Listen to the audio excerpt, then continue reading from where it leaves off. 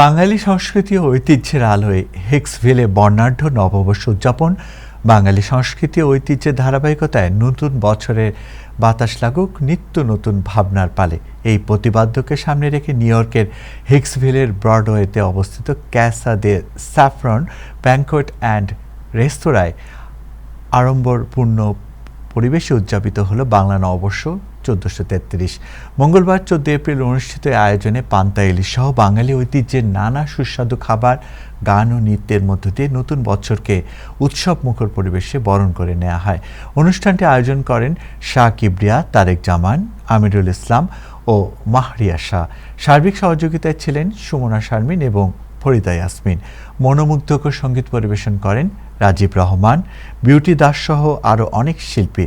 অনুষ্ঠানে প্রবাসী বাঙালি কমিউনিটির বিপুল সংখ্যক নারী পুরুষ অংশগ্রহণ করেন এবং উৎসবমুখর পরিবেশে নতুন বছরকে স্বাগত জানান।